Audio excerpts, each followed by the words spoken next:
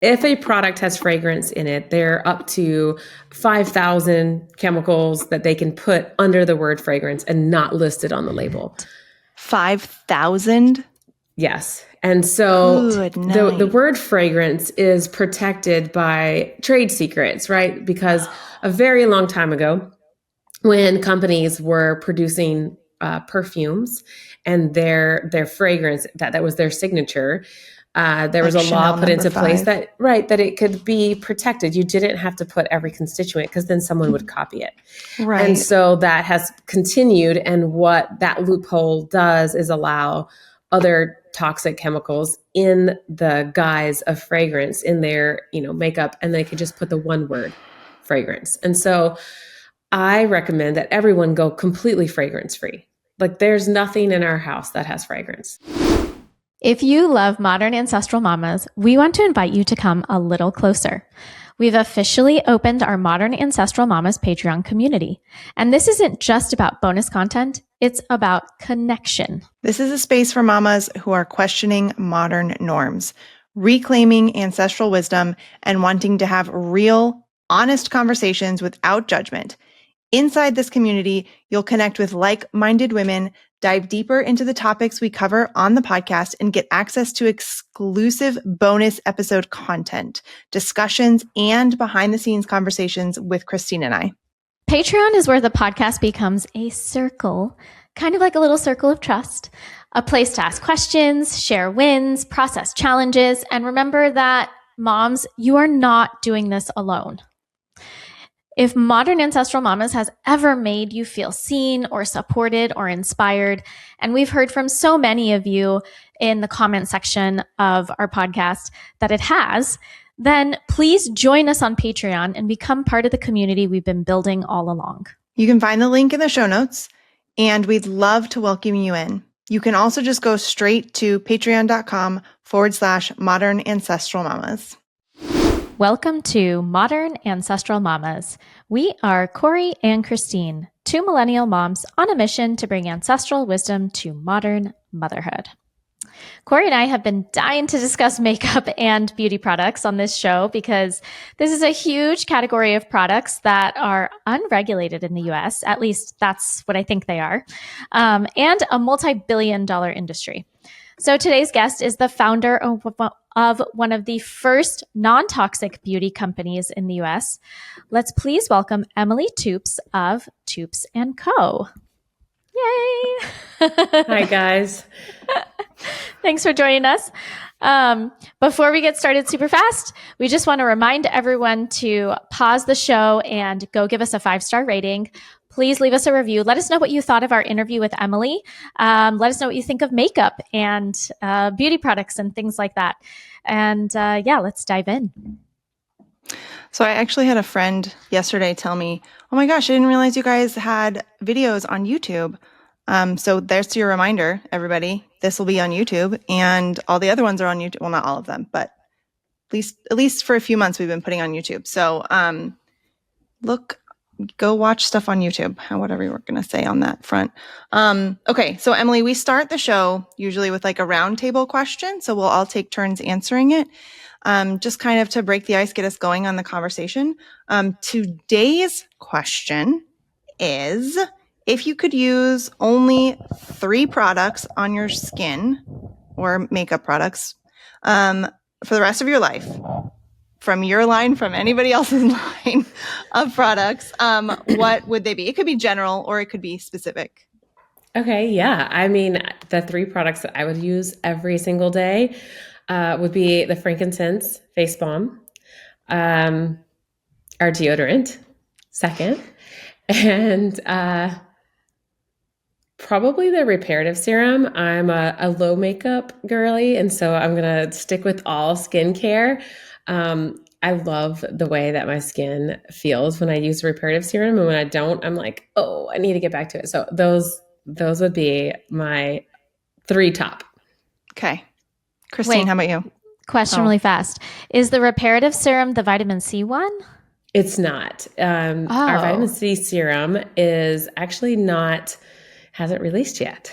So the reparative serum is the white one. It's the retinol alternative. Oh, okay. Love that. Christine, how about you answer? I confess, I am a former synchronized swimmer, and we used to cake on makeup for shows. So I have makeup very much in my blood, but eyebrows always. You're not complete unless your eyebrows are done. Probably blush. And I'm actually going to go with some Lard skincare. Very cool. Okay. I know I'm wearing like more makeup than I normally do, but I also am like super low on the makeup front. So I don't know that I could list makeup, but anything, I'm going to list some sort of skin moisturizer of some sort. It could be tallow, it could be lard, it could be essential oil based, whatever.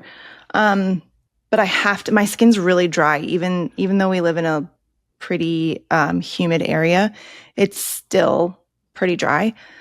Regardless of how much liver I eat or water I drink, that doesn't change anything. And then I don't know. Can I just do one? Is that lame?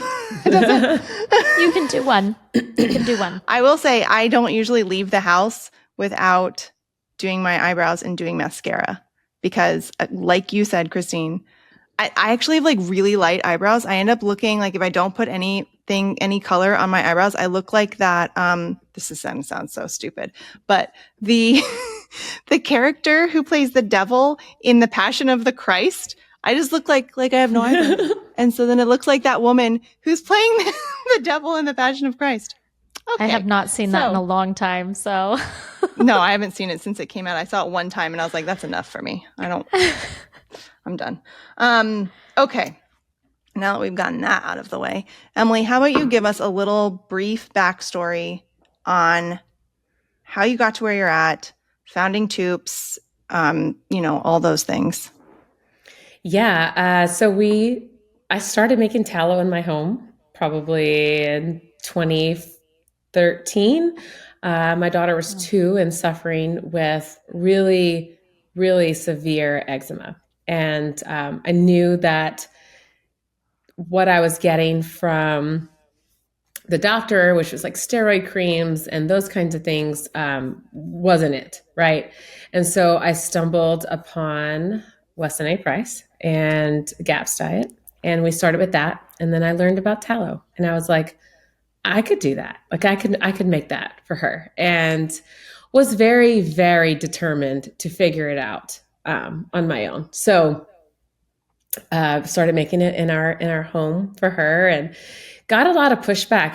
Tallow wasn't very mainstream then, and it seemed like when you would say beef fat, people, their eyes would get really big and would be very shocked and not really, they didn't really know what that was, and they were some curious and some very against. And so I would make it for our friends and family who wanted to try some.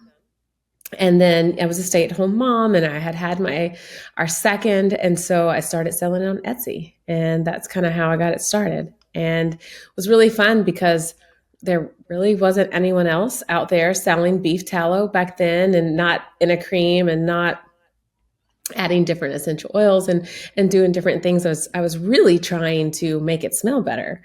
And what I learned over the years was that I was probably just like overcooking and just burning the crap out of it. But I didn't know, and so it's been a really long journey, and it took us to lots of new products and incorporating makeup and all of that. But that is the brief intro into how we are Toups today. Okay. And how many kids do you have at this point, and what are their ages? So my husband and I have 5 children now, and our oldest is 14. And then we have a 12, 10, 6, and our baby, we call her the Queen Princess, is 2. I know those babies. Those babies are the queen princesses. Yeah. So your daughter, your 2013 daughter, and my daughter is also 2013, both second babies. And the eczema thing is how I got going on all of the food stuff too, because it was her, and it was terrible. And I think a lot of people have gotten into the food stuff through their child having something, but a lot of times I'm hearing it's eczema. Mm-hmm. I know Christine's daughter struggled with that as well. Yeah. There's something to be said about a mom who's not going to stop at anything to heal their child. And I hear a lot of founders both in clean beauty and in food and in lots of different spaces in the natural health world that started out with this pain point of a child had an issue. And, mamas will stop at nothing to figure it out. Yeah. Okay. I want to know, we'll get into this a little bit farther, but what you created for your daughter specifically, was that enough to heal what she was dealing with on her skin, or did you have to do other stuff? Did you have to do gaps and stuff too?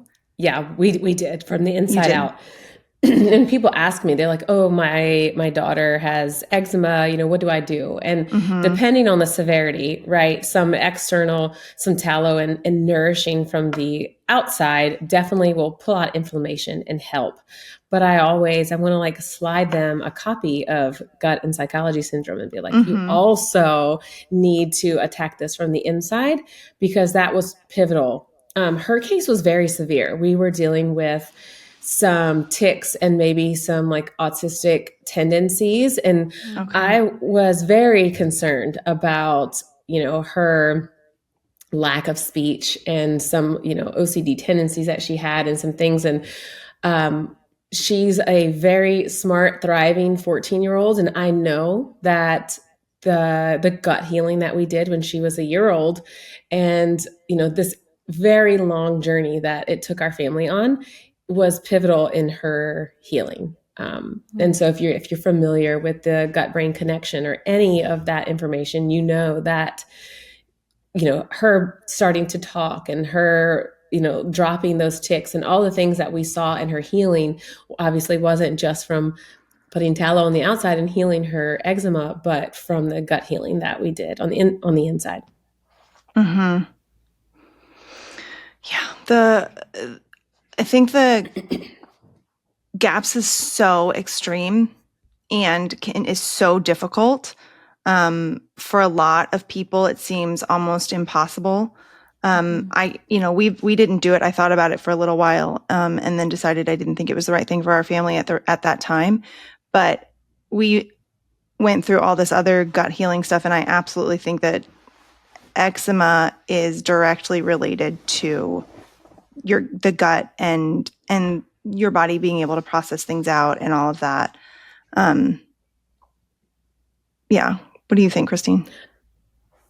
I also agree that it's a gut related issue, also related to detoxification pathways. And we did do gaps for a little bit. I want to say we did it for a few months. But I was using homeopathy. I was using something I had never heard about before in homeopathy, which is called the Unda number drops.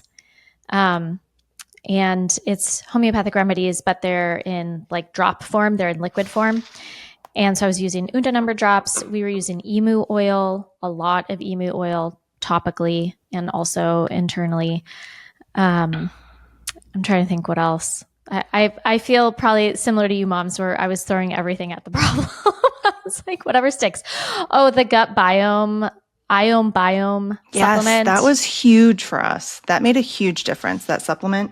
Yeah. I actually think that's not to squash the GAPS diet, but I actually think that's almost a shortcut. I do. Anyway, Emilie, let's switch over to talking about clean, I'm putting air quotes around that, clean beauty and skincare and ingredients. And can you talk to us a little bit about what makes up a truly clean skincare product or makeup? And then, what are some of the problems within that industry that we may or may not be aware of? Yeah. So in skincare and makeup, there's so much greenwashing going on, right? And when people ask me, like, how do I know? How can I pick up something and know that if it's clean or not? And, the ingredients tell the whole story. Just skip the front and all of the claims and the sides and all of this marketing that makes you think you must have this product. And if you flip over to the ingredients in the back and read them and understand what is in the product, that's how you can tell. I mean, that's just the only way to know. There's so much greenwashing going on in the industry that, and it's trending as well. So people are, companies are removing one or two ingredients and calling it clean. Sephora has a whole clean section of products that are full of toxic chemicals, endocrine disruptors. And, when one ingredient is trending as toxic and a company removes the one ingredient and then slaps a clean, with the green leaf on the front of the package, the general public is like, oh, this is clean. It's in Sephora's clean section, or it's, whatever. And we really have to take it upon ourselves to just read the ingredients. And so, obviously I've gotten really good at flipping things around, reading the ingredients, whether it be cleaning products, skincare, makeup, food. But I think it's a little more difficult for just someone just starting out. They're really confused. They're not really sure where to start. And it can be more stressful and more overwhelming in the beginning to get started than it is just like, what the products, the harm that the products are causing. And so education around ingredients is just number one important to knowing what is this product good or not. Okay. So many rabbit holes I want to go down. But let's just say we have listeners who are still going to Sephora and they are buying the green products at Sephora. For research purposes, I went into a Sephora the other day, and can I just say that, first of all, I can barely breathe in there. Yeah. Like literally, I walk in there and I'm like, hold your breath, because the smells, all of the fragrances are so strong. Okay, so that's an aside. But you're right. They do have clean brands with the little green leaf. And so I was asking the sales associate, okay, what does this mean? And maybe the sales associates just don't know. That could be. But they were saying that, oh, it means that they're not tested on animals. So is that, that I think the sales associates just don't know. Okay. If there is a leaping bunny sticker on the back or an icon, that means that they're not tested on animals. But the only companies testing on animals are companies using harmful ingredients, because you can certainly test on humans. And that's what we do, because we're not afraid of the adverse reaction that a human might have. And so not testing on animals, like that to me is not a symbol of clean.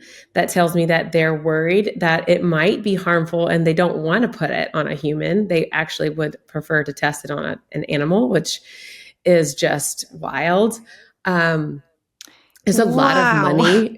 There's a lot of money in the cosmetic industry, right? And the loops that people or that companies will jump through to say that they're clean or to convince the public that they should buy, it is just overwhelmingly mind-blowing. So what I'm hearing you say is the green leaf does not mean that it is a safe makeup to put on your face.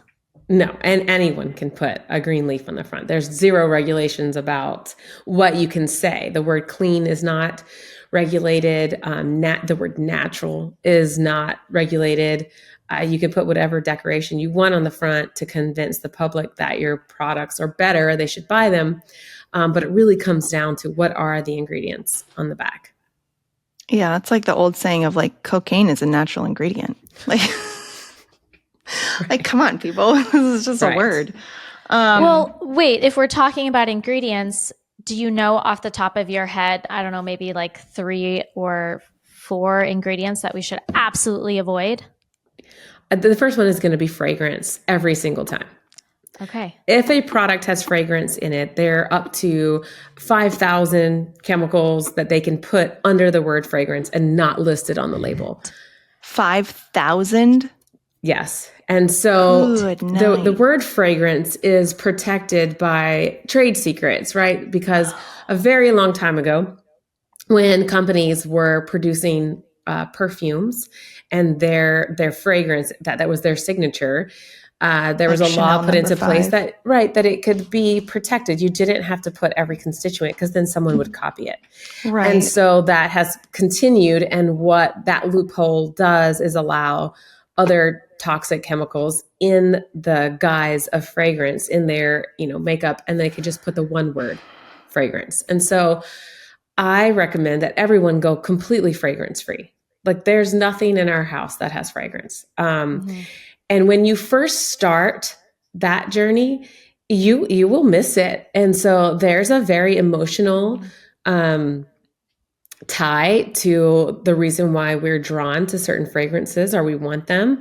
And it's because the olfactory system that smells fragrance is immediately tied to memories, good or bad, right? And I don't know about you, but have you ever smelled a certain thing and it like took you straight back to this like childhood memory, right? So I think fragrance is important, but what is fragrance today in 2025 is unfortunately toxic, endocrine disrupting, hormone, mimicking, and something that we definitely want to avoid. Okay, so number 1, fragrance. Got it. 2 would be like parabens, right? So parabens are just preservatives and they mimic our hormones and confuse our endocrine system. And what is our endocrine system? Our thyroid, our adrenals, our pancreas, our entire reproductive system and organs. And so when we're mimicking the hormones that run all of those processes with anything, preservatives that are in cosmetics, those are compromised. And that system, the endocrine system, is where we're seeing autoimmune diseases pop up in those organs. And so we've got an epidemic of autoimmune disease in the US. And it just makes me so sad because I see people that I really love and people in my family and friends who are struggling with these diseases and this autoimmune issues that the regular medical system is saying is not curable. This is autoimmune. It's not curable. And so it's sad because they're living in chronic tiredness, pain, brain fog, not able to have children. Their reproductive system does not work. Their thyroid, their adrenals, they're completely shot. They're having diabetic issues or pre-diabetes because their pancreas is part of their endocrine system and those hormones are being mimicked. And there are hormones for our endocrine system there's so little. So when you have just one ingredient, which is a paraben, a preservative in a product, it doesn't take very much for it to start to affect that system. The EWG says that women use an average of 12 products at 130 something chemicals per day. And we're using those 7 days a week, 365 days a year. We're introducing our teens to skincare and makeup, younger and younger and younger, full of the parabens. And so that's my number 2. And then after that is phthalates, which is the same. They mimic hormones and disrupt our systems, and they're plasticizers. They change formulas. They make them smoother. They hold on to fragrance better. They're just enhancers in skincare and cosmetics that aren't necessary.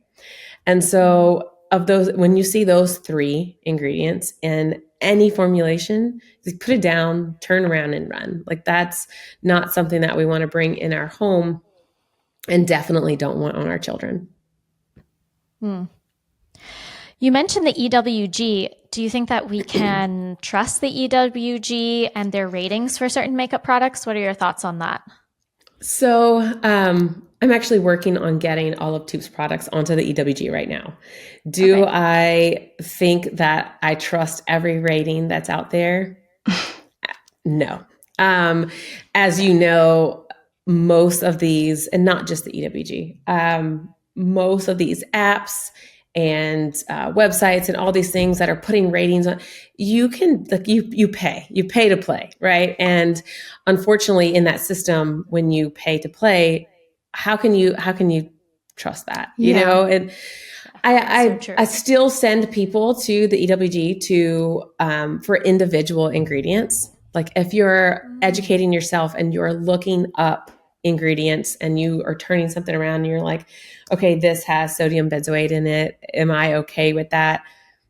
You can look it up on the EWG. Maybe it has a rating of a 2 and you're okay with that because the rest of the product is good and nothing in our life is going to be 100% perfect. And so our kid needs this. It has, look it up and look at the individual ingredient ratings versus the rating on a full product, I think is a better way to look at it. That is a fantastic idea. I've never thought of that before. Well, and if you're turning over a product and it has 10 ingredients rather than 100, that's a lot more doable. Right. Yeah. And if it has 100, the chances are that it's not good anyway. Yeah. I don't know if I've seen a product that's got 50 or more ingredients that was ever clean. Yeah. Yeah. I mean, that would go for food. That would go for probably everything. Everything. Totally. Right. Mm-hmm. And I mean, on makeup specifically, maybe on food, not as much, but on makeup, I can't pronounce half of those. Yeah. And I want to speak to that for 1 second. Just because it looks scary and it's a big, long word doesn't actually mean that it's toxic. So the FDA has enacted MOCRA, which is just stronger regulations on cosmetics, and they're requiring your IL, which is your ingredient list, to be in a certain format, which might be the Latin or name or like the genus species name of an ingredient. So like the ingredient shea butter is not going to say shea butter, is going to be something parky, whatever, and it's like, oh, what is that? I can't pronounce it. I don't know what it is. It doesn't mean that it's bad. And so I encourage people just to be more diligent on looking at the ingredients and using websites and apps like EWG to look at individual ingredients. What a lot of brands are doing is they're putting the common name, shea butter, and then they're putting the genus name or the Latin name in parentheses or vice versa, so that it's there. It makes it a little bit easier for the consumer to understand what the ingredient is. That's helpful. And then what about, can you speak a minute or two about the term organic? Is it something that is important in skincare? If it's not something we're ingesting, is it something that's helpful in determining health or cleanness of a product? I definitely think that it does make a difference. So let's use shea butter again as an example. And let's say that this is grown on a conventional field. It's being sprayed. Or let's use another ingredient like sunflower. It's more common. So here in Alabama, where I live, there are conventional sunflower farms. I've watched them spray God knows what on these fields as they go. And then they spray them with something that kills them. And then, a week or so later, they come back and they harvest the completely dead sunflowers. Do I want to see sunflower lecithin in a product that's not organic from those sunflowers? No. And so for me, organic ingredients matter a whole lot when they're being grown. Now, there are lots of ingredients that aren't grown, like micas and iron oxides. They're extracted from the earth. Those are colorants. And those have a bad rap in the cosmetic community because conventional brands use lake dyes. They're created in a lab. They're not safe, right? Red 40 is a lake dye. And we honestly don't want to be eating them, but we don't want them in our makeup either. And so the other options are natural colorants like iron oxides and micas, but they're mined from the earth. And a lot of times they're mined in countries like China and India, and child labor is used. And so it's important to use colorants that are mined in the US and in Canada that have really healthy laws against child labor. And so I'm going to come back to another point, which is like, nothing that you do can be perfect. And very much often the stress of worrying about every single ingredient is worse than, an 80-20 on products. And so I really encourage, especially young moms, they're just getting started. They come to me and they've got 200 questions about what about this and what about this and what about this. And I was like, pick a few things, like your main things, your laundry detergent, what you're bathing your children and yourself with, and some your skincare and your food, and pick the main things and do that and worry about everything else later, because it becomes a fixation and it can be very stressful. And I think that stress is inherently more toxic than any of the ingredients that we're talking about right now.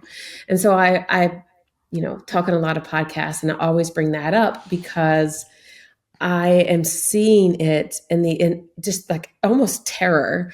And I don't know what, I don't want to buy, I can't buy anything, analysis paralysis. They literally have no idea what to believe. And so I think that can be really harmful and detrimental as well. Boy, you fit in really well with us because we have that message all the time. Yeah, we totally agree. Totally agree. Wait, I have a side story really fast to tell you because you might appreciate this since you're talking about natural colorants for products and makeup. My grandparents in South America used to own like a hobby farm. And one of the things that they would grow was, I don't know how you say this in English, but cochinilla.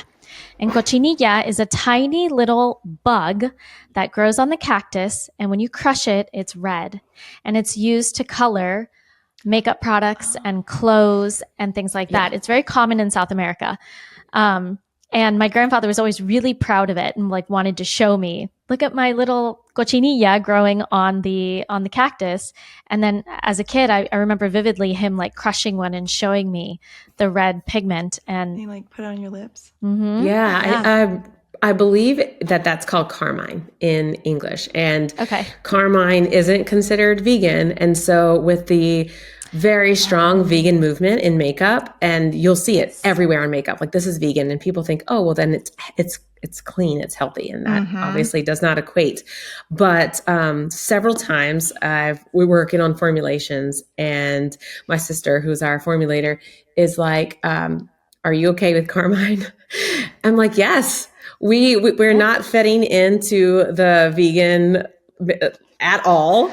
And so while we're using tallow, while we're using beeswax, while we're using emu oil, while we're already using these animal products, I mean, we can use carmine. Why not? Yeah. I mean, these bugs have been used for thousands of years in Peru, for example. I mean, they're ancestral lipstick. They are. Hello. A new marketing term. There we go. Okay, I want to ask you if you know anything about seed oils in skincare. Yeah, that's a really great question. And wasn't on our outline. I'm sorry. It just came up to me because you said something about sunflowers, and I was like, oh my gosh, I have totally seen like sunflower oil or other sorts of oils in mostly skincare. Sunflower oil. Mostly just sunflower is probably the biggest one in skincare. And this is my thoughts on sunflower oil in skincare. If you're getting organic, cold pressed sunflower oil, it's actually really great for your skin. I'm not going to be putting it on directly, right? But in products, it's like an awesome emollient. The other options to that is olive and jojoba, which are our three categories would be olive oil, jojoba oil, or sunflower. And in some makeup applications, jojoba and olive oil are really heavy. And you've got this kind of oil slick thing going on in makeup, which will make it wipe off, and it makes the wearability a lot more difficult. And so when you're using sunflower oil, and this is just from a formulating standpoint, it's way lighter. It's lighter and you need less of it, and it gives you that same glide and emollient feature. So in our cheek tint, our cheek blush, that cream blush has sunflower oil in it. And I'm okay with it organic and cold processed. I think that it makes an excellent product. And so what we're trying to do at Toups is not only be safe, but be effective. Excuse me. Yeah. First of all, I'm wearing the Toups make, like, what is that called? Blush stick. So, I'm okay with it too. But it is interesting because I think in the conversation where we've got so many different levels and, nuance in it, because you're talking about there's a complete difference between sunflower oil, totally conventional and all of that, and then organic and cold press. And there's just a total difference in those products. And we have to... It's not the same ingredient. A hexane extracted high heat sunflower oil that's conventionally grown is a completely different ingredient than a cold press organic sunflower oil. And so there's, you can go really deep into ingredients and get down to those distinctions. But what my main focus of education and getting to people is avoiding fragrance, phthalates, and parabens. If you get rid of those, you will see very quickly a complete change so there was another test that was done, and it was on women using conventional products. They did blood tests on them and tested the level of toxins in their blood. And then only 7 days later, like very short time, 7 days later, they went on a complete organic diet and got rid of all of the fragranced and chemical products that they were using. And 7 days later, that's a really short time later, those chemicals disappeared from their system in like less than 50%. Oh, wow. And so we call those chemicals transient chemicals. They don't actually get into the body and stick in. They come out through sweating and, urine and other ways where they're in and they're out. They're doing harm while they're in, but if you quit, they're gone and they will quickly be gone from the body. And so a lot of these are what they call transient chemicals that we can get out of our system pretty quickly. That is really good news. It is great news because, a lot of people have guilt over the years that they use things when they didn't know. And I'm a big proponent of know better, do better. You didn't know last week and now you do. So let's make a change and, move forward without having regret about the past.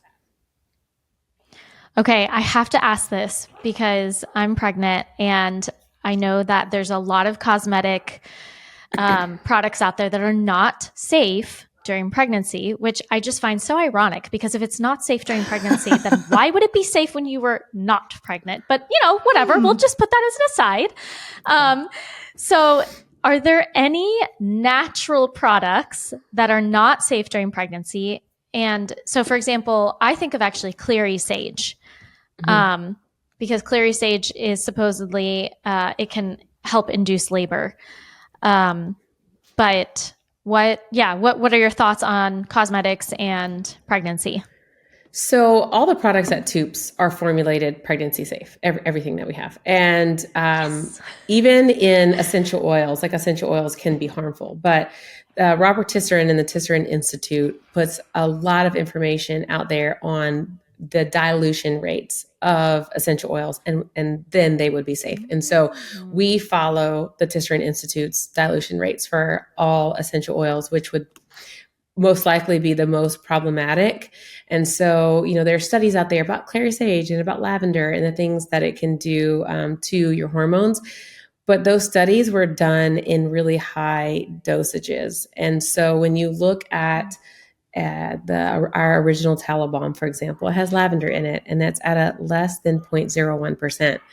It's extremely diluted and safe for children in pregnancy. And so there's, like everything else, there's a lot of nuance in what makes clary sage unsafe, or other ingredients just like that. And so we avoid all of the ingredients that could potentially be unsafe, even at a really low dosage, if I think that it's fine, just because it hasn't been studied at that low of a dosage. And I'm on the, err on the side of caution. You may as well not use it. But let's say I probably was exposed to clary sage during my pregnancies. Personally, never experienced any adverse effects, but I wouldn't be dousing myself in it. And so the cleaner products that wouldn't be safe during pregnancy are going to have like higher doses of an active. And a lot of times they say it's not safe for pregnancy because they just don't know. There's no studies that does this cross the blood-brain barrier or does it not. And so because no one's going to pay money to do tests on pregnant women with natural ingredients, there just isn't tests out there on some of those things. And so we just avoid them. But they're probably safer than we think. That's good to know. All right, let me ask you, if a mother came to you and was like, hey, I've got this 15-step skincare routine and it's taking me an hour every night and an hour every morning, and I don't have time for anything else. I can't eat breakfast. I can't go outside in the morning because I have to do all of these things for my skin to look young and beautiful forever. What would you tell them? And what would be your alternative? So, obviously I love to take good care of my skin. I'm, the face of Toups, and often feel like my skin should look great. Number one, skin health comes from the inside out. So what you're eating is going to affect your skin probably more than the 14-step routine that you're putting on the exterior. I have 5 children and run a pretty busy company, and my non-negotiables are, waking up and making sure that my skin is clean, toned, and moisturized. That's it. I love to use the resurfacing mask a couple times a week, but I'll usually do that in the afternoon. And so I don't worry about sun protection. I don't worry about wearing makeup. I usually wake up, wash my face. I love using the tonic. I think that it just removes all the dead skin cells, gives me a fresh and really clean slate to put whatever moisturizer I'm putting on, and out the door. That is the basis of my skincare. And, I'm 37 now, I'm getting closer to 40, and I'm really happy with that very simple routine that I've been doing, for the past decade. Do you do the same thing at night too? I do. Yeah. Okay. And I'll add in, I'll add in a serum, reparative serum, vitamin C serum. Okay. I definitely notice at the end of summer, maybe a few little sunspots. And so, make sure I'm putting vitamin C and reparative serum on that. If I'm going to have a lot of sun exposure, I'm going to be at the beach, for example, we live very close, I will then put on some sun protection to be out there. But the notion that you need to put on SPF daily, I think is very false. Yeah. The sun is so great for us and for our skin. And I love the way my skin looks and feels without sun protection, moderately. Okay. So because oh my gosh, I want to talk about that too. But what are you using to wash your face with? Soap or so what? I'm actually only oil cleansing. I use the charcoal tallow soap for the longest time. Right. And around 34, 35, I was like, I don't think that I need that level of cleansing anymore. My skin had kind of evened out, maybe got a little bit drier, and I only oil cleanse. And so I wake up in the morning, wet my face. Wait, you're going to have to explain what this is. Okay. Yeah. So we have a sea buckthorn cleansing oil, and we've had it for a really long time. And I've a lot of times for many years in my younger years did both. I would wash with a charcoal tallow soap, and then I would oil cleanse after. That way, my skin was hydrated and it didn't feel like I had like stripped my own moisture off. And recently, be 38.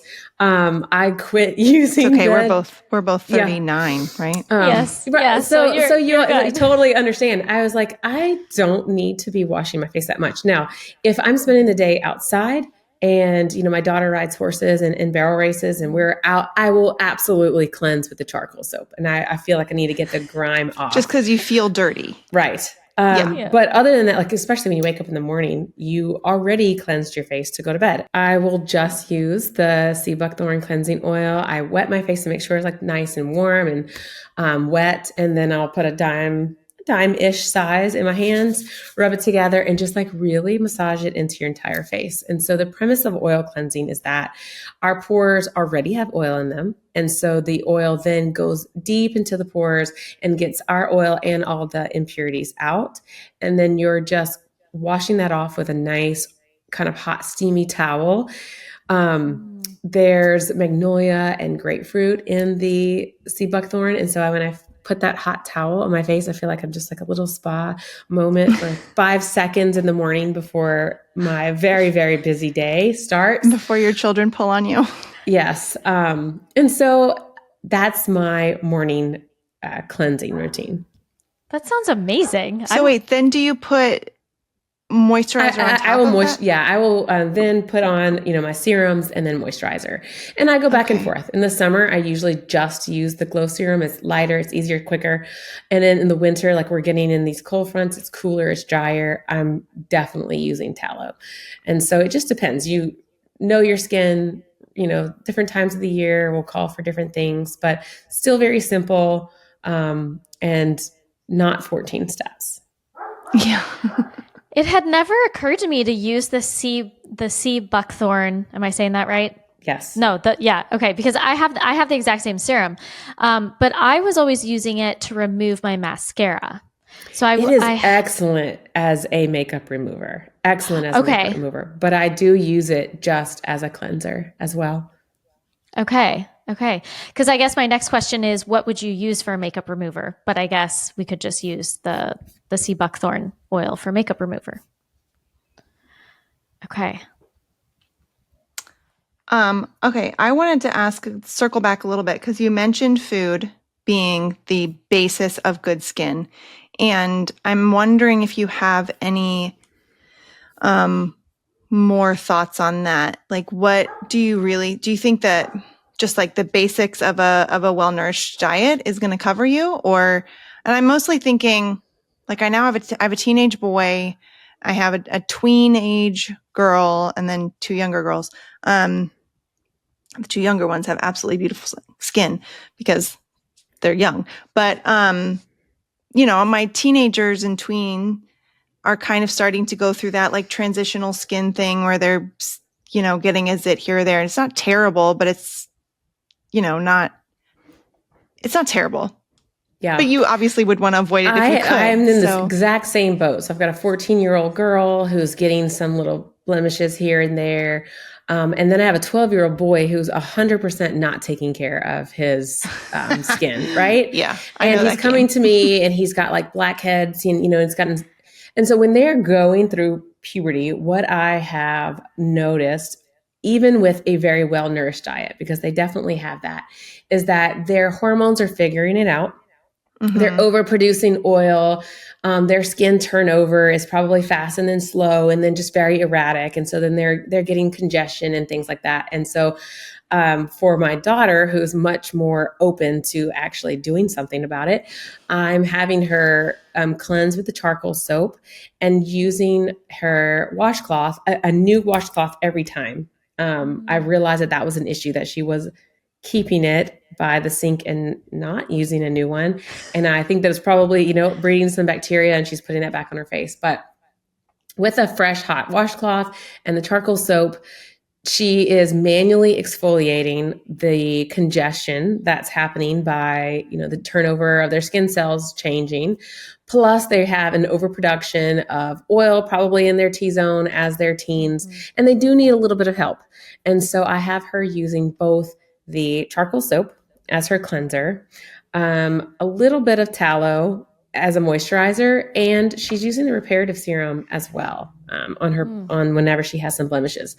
My 12-year-old son is not doing that. He has a charcoal bar. I don't think he's really using it, but there will be a time when he comes to me and he's like, Mom, when he cares and he's like, Mom, what do I do? And so I'll just wait for that. And right now he's very much just playing outside in the dirt and, in the yard and doesn't care. But I can see that that's good. Yeah, his skin is definitely changing. And so I'm open to the conversation when he's ready.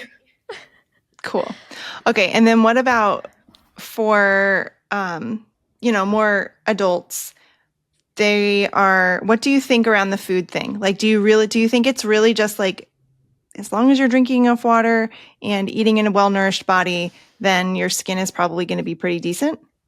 I'm going to say no. I haven't actually shared this on a podcast before, but last year in the fall, I started having some really severe health issues, histamine intolerance, and really had to turn around and look at what I was eating because it was coming out of my skin as hives and things in my face and all kinds of things. And I couldn't figure it out. I was like, I eat really healthy. Like, what's going on here? And was able just to like identify a couple of intolerances. And really it took me months to get past that because I think in my mind, I had this like, I'm going to eat Ancestral. I'm going to eat well-prepared grains. Like I'm going to have raw milk. I'm going to eat all these things because I know they're healthy for me, but my body wasn't tolerating some of them. And I think a lot of that probably due to stress, and that changes the gut microbiome. And I wasn't tolerating certain things. And when I removed those foods,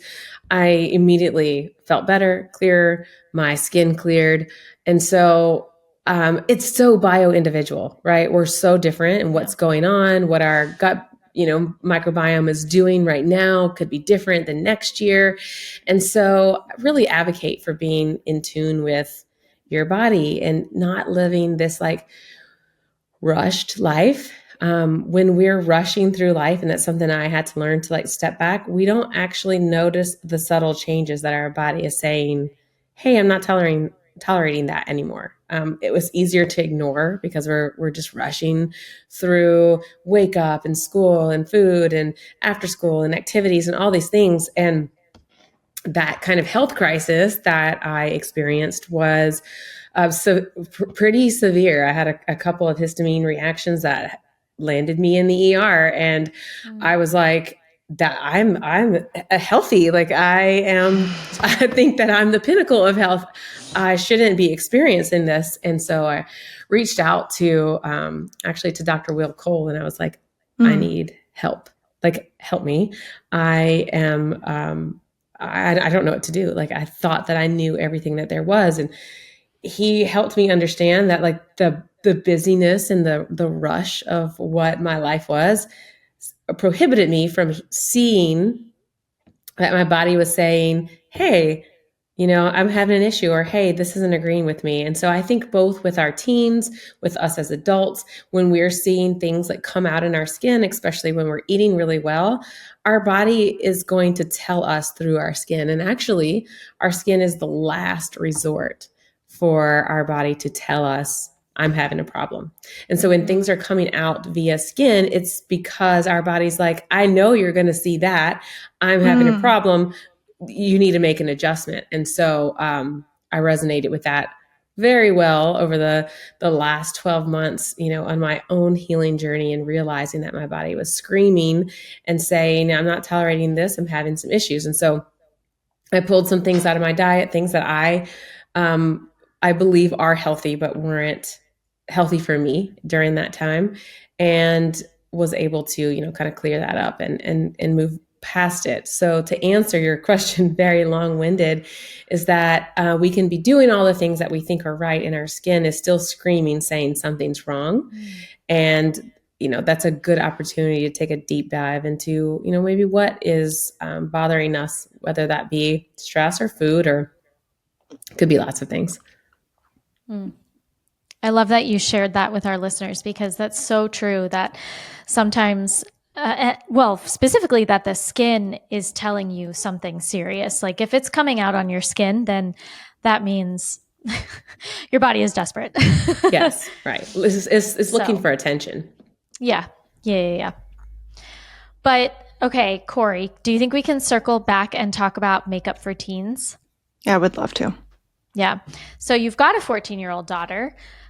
Have you given her products, makeup products to put on her face? What do you think about, I mean, especially online, TikTok in particular, there's just so many trends and videos out there for teens on millions of products to put on their face. Yeah, like when we were in that middle school, like high school era, I was like wearing like neon blue mascara and like, you know, like what I did eyeliner. With makeup. Yes, like the makeup that I was wearing and like the way I was trying to figure that stuff out was so different than what these girls have got. Like they actually know how to do a contour. I don't know how to do contour. I'm almost 40 and I don't know how to do contouring. Like cat eyeliner. I feel like an idiot that I don't know how to do cat eyeliner, and it looks so cool. Does it look cool on a 40-year-old though? Like, yeah. maybe it only looks cool on a 20-year-old. But I don't know. There's like so much influence for these teenagers, and you know, they're doing all these things and they're putting retinol on, which maybe we should talk about that separately. But and they've got all of this makeup and all of this stuff. I don't know. What are your, maybe we can ask you, what is your personal family like? How are you guys handling that? Mm-hmm. And then secondly, just what advice do you have for, you know, giving our kids makeup and teaching them about how to take care of their skin? Yeah. So my 14-year-old obviously wants to wear makeup, and I have just let her experience everything in my makeup bag. Like, go at it, put it on, try it out, whatever. I know that it's safe. She hasn't really asked for non-Toups products, and I think that over the years, like I hope I've done a really great job of explaining to her why we wouldn't want to use, you know, toxic products and what it does to your body. And we just have really candid conversations about what is a hormone disruptor and why that would affect maybe your reproductive system when you're an adult, and why you don't want to do that. Not in a fear way, but in an education way. And so she will turn products over all the time and read the ingredients. And so I buy every new trending product that there is on the market. Like when it is new and they say it's clean or whatever, I want to know how it works, what the ingredients are in it. Half the time you can't find them on the website, right? They don't list them. So the only way to actually you're doing this for like market research, right? Yes. And so I've got in my office, I have an entire desk devoted to what people are loving in the clean space. And so she's constantly looking at all this stuff. And I'm like, okay, people love this mascara. Like it's got amazing ratings. People love it. Okay, what do they love about it? And so then I'm trying to figure out what ingredient is making it to where people love it. And so she's looking through all of this stuff and she's like, Mom, this has, you know, sodium benzoate in it. And I was like, it's not for you to use. I was just doing market research. And I don't see the desire for her to like take them and want to use them, which I think is really healthy. And so, but I don't discourage her from wanting like to try different things. You know, you see your teen and they're like putting on way too much of like a lipstick that's not their color, blush that's not blended well, whatever. And like, whatever. You use it. It's a part of like growing and learning is like putting on makeup badly. But I will say that they put on makeup, these teens, way better than I did at their age. It's crazy, right? Way better. Because I'm like, show me how you did your eyeshadow. Which is hilarious, right? Because she's like taking my eyeshadow palette out of my makeup bag and putting it on. And I'm like, can you do my eyeshadow? I'm like, where did you learn this? She's like, oh, it's like me and my friends. And what's even funnier is that she actually doesn't have access to any social media at all. So it's not like she's seeing it on social media. They are just, I don't know. She's just better at it. Makeup skills have evolved, and they're definitely better in the younger generation than what I was doing at 14. I honestly, I don't think I was wearing makeup at 14. My mom was like, no. I remember putting on some like ridiculous, like my mom had an old thing of Clinique, like somewhere deep in the closet. And I remember it was purple. It was like dark purple. And I remember putting it on. And then I like walked out to my mom and I was like, Mom, do you notice anything different? That's hilarious. My mom, so which is cringe. Really, that's hilarious. My mom actually, which is so funny that I like make and sell makeup as a profession.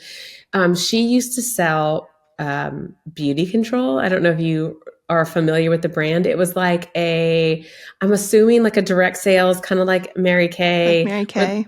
Like where they do your colors and there's like cool and warm. And she had like these caboodles full of like all this, and it was like emerald green and like plum and like all of these. And I remember they had the little like eyeshadow pieces in there, like the little brush. Like me and my sister would like destroy them, I'm sure, and like put them on. Which is really funny because what's really popular right now is like knowing if you're a winter or a summer or a spring. And so I was telling my mom, I was like, Mom, I got my colors done. And like, these are the colors that are winter. And she's like, I was doing that in the 80s. Like, I know all about it. This is not new, which is just so funny. And it's funny how things circle back around. Yeah. That's totally great. I think that there's a really interesting thing that's happening with these girls with the TikTok trends. And there was at one point that I wanted to have for my daughter and her friends, like have them come over. Cause when I was a kid, my mom used Mary Kay, and I remember the lady coming over to our house and like, you know, doing all the things, and she would like teach you how to put it on. And I was like, if I could just like have somebody come over and teach my daughter how to do skincare and how to put on makeup properly and like not look like a clown when you're wearing something. I was like, I would love that, but I don't know how to make that happen. And the problem is that like, I don't want to have a Mary Kay person come over and be like, and now buy all the Mary Kay products. Like, can you guys from Toups just send somebody to my house? That's such an excellent idea. We just need to make video tutorials, put them on, I don't know, Instagram, YouTube. Yes. I was for teens, and for adults. Like, what products do I use? What order do I use them in? And like, how do I actually apply it? You just came up with the new project for the marketing. You're welcome. Please help the millennial moms out there. The millennial moms and our teenagers. Yes. Yeah. All of us who were like wearing ridiculous things in middle school. We need help. Because obviously 17 magazine didn't help us a lot. Alrighty. I think that we're probably going to be wrapping up here. We are going to, this is brand new, people, so welcome to the inaugural episode on this one. But we are going to be doing a like kind of rapid fire short answer thing with Emilie. And we're going to ask her what her favorite like lip color is, or like that kind of stuff. You're going to have to tell me what you're wearing because it's really pretty. But we're not going to do that in the episode. We're going to put that on our Patreon, which is new. Yay, yes. Be excited. So go to Patreon. Well, you can go to the link that'll be in the show notes and everything. And we'll put the link on our Instagram, all that stuff. It'll be patreon.com/ or / whatever the / way goes, Modern Ancestral Mamas. And then you can get the bonus episode with Emilie. But for now, Emilie, do you have anything else that you feel like really needs to be said? And then I want you to give everybody the like where to contact you, where to buy your stuff, all that. Yeah. Honestly, the forefront of Toups Co is education. I really care about how people understand how products and their personal care products are affecting their bodies.